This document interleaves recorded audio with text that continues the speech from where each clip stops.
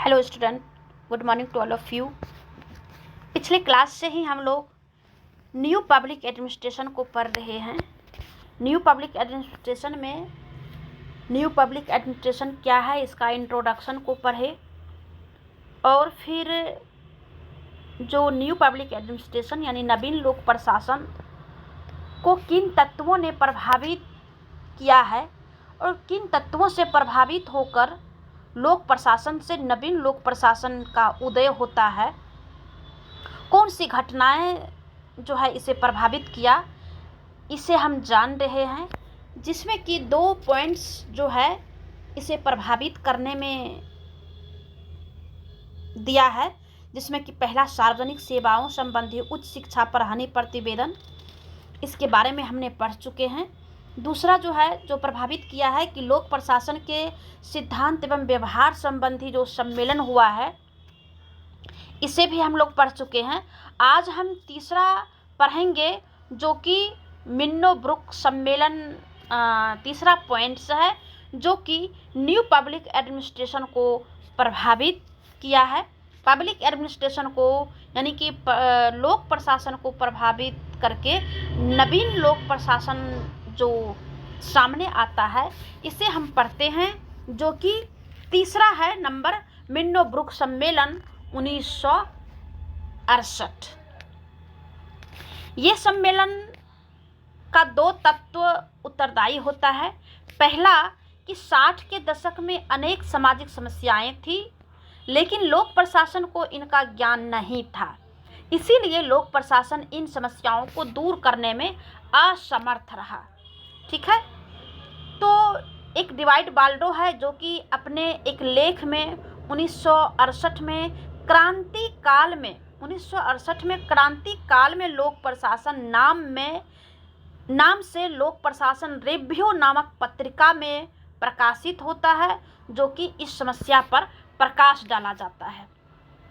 दूसरा जो पॉइंट उत्तरदायी था वह है कि लोक प्रशासन के सिद्धांत एवं व्यवहार संबंधी सम्मेलन, जो कि 1967 में फिलाडेल्फिया में होता है और उसमें पुराने पीढ़ी के विद्वान अधिक थे, जिसमें कि 35 से 69 वर्ष के लोग थे और कुछ न्यू युवा पीढ़ी भी थे, जो कि दोनों में बहुत सारा विचार में अंतर भी देखने को मिला।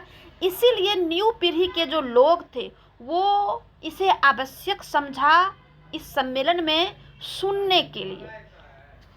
उसमें एक मैथ्यू क्रैनसन था, जो कि इन्होंने इस सम्मेलन के निर्णय में संक्षेप में बात किया कि संपूर्ण वाद विवाद का आधार रूप क्या कोई सामान्य विचार है। इस पर क्रैनसन ने माना कि कुछ बातें सामान्य है, जो सभी गोष्ठियों का यह निष्कर्ष निकलता है कि लोक प्रशासन के आदेशात्मक पहलू पर बल देना चाहिए। दूसरा जो तथ्य निकल के आया कि क्या विचार नवीन है, तो इसे लोक प्रशासन से अलग माना, उसको समाज की समस्याओं के प्रति अधिक संवेदन माना गया। नवीन लोक प्रशासन के मुख्य तत्व जैसे कि रेलिवेंस हो गया, मोरल्स हो गया, इथिक्स एंड वैल्यूज हो गया, ये इनोवेशन हो गया, ये संबंधी व्यक्तियों की चिंता, सामाजिक समानता माने गए हैं। नवीन लोक प्रशासन के समर्थक लोक प्रशासन की वर्तमान अवस्थाओं में परिवर्तन के समर्थक रहा है। ठीक है, तो आगे इसे जो है हम लोग पढ़ लेंगे, थोड़ा सा अच्छे से आप इसे स्क्रीनशॉट लेके पढ़ लेंगे। आगे कहा गया कि इस सम्मेलन में लोक प्रशासन की वर्तमान शोचनीय व्यवस्था पर प्रकाश डाला गया और लोक प्रशासन को नवीन छवि प्रदान करने उसे इस समस्याओं के प्रति चेताया भी गया। और इस सम्मेलन में यह गौरव प्राप्त हुआ कि इसके बाद लोक प्रशासन ने सुधारवादी प्रवृत्ति को स्वीकार भी किया, जिसमें कि मिन्नोब्रुक सम्मेलन को आधार बनाकर 1971 में फ्रैंक मेरिनी की पुस्तक जो है toward a new public administration the मिन्नोब्रुक perspectives प्रकाशित होता है। इसी दौरान डिवाइड बाल्डो की पुस्तक संपादित होता है, जिसका नाम होता है public administration in A time of turbulence, प्रकाशित होता है।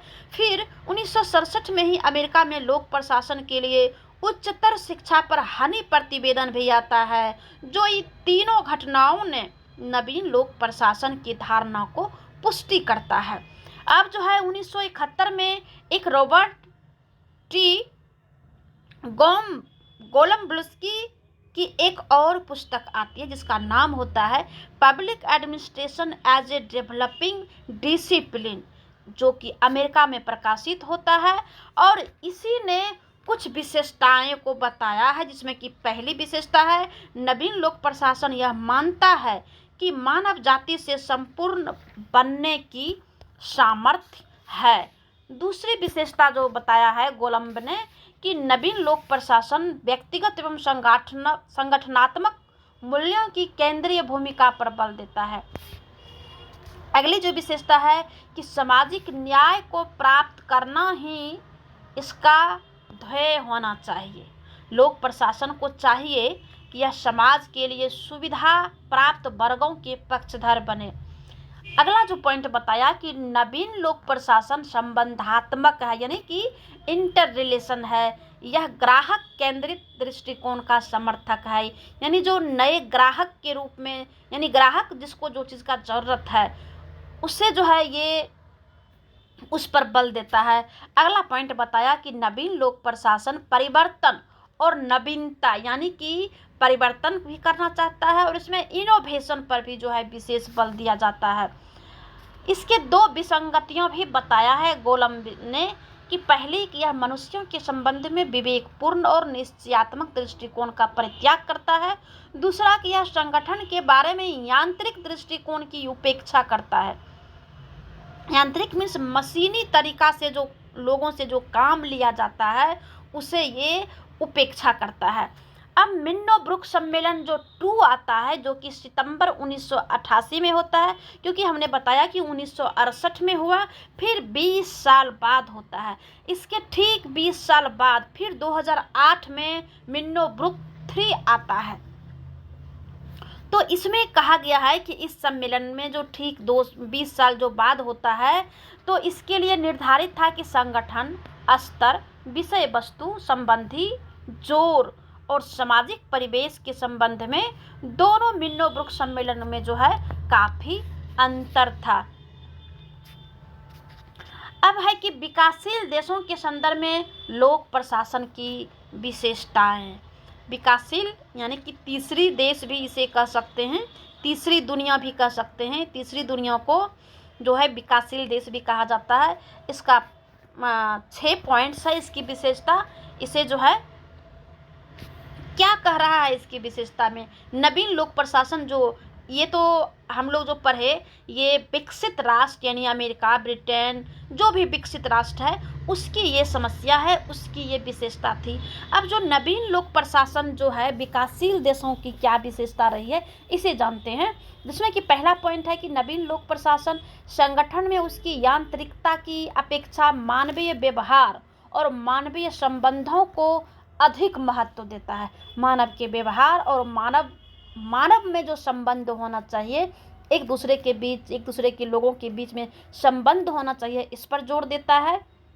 दूसरा, नवीन लोक प्रशासन, नवीन प्रशासन जो है पब्लिक एडमिनिस्ट्रेशन और पर्सनल यानी कि लोक प्रशासन और निजी प्रशासन के मध्य अंतर को भी स्वीकार करता है। ये कौन स्वीकार नहीं करता है? विकासशील देश जो है इन दोनों में अंतर को स्वीकार नहीं करता है। तीसरा, नवीन लोक प्रशासन राजनीति और प्रशासन के विभाजन को भी स्वीकार नहीं करता है, जो कि विकसित देश में स्वीकार किया गया है। चौथा पॉइंट, नवीन लोक प्रशासन परंपरागत उपागम और व्यवहारवादी उपागम को अस्वीकार करते हुए उत्तर व्यवहारवादी उपागम तक जा पहुंचते हैं। यह परिवर्तनशील वास्तविकता का समर्थक है।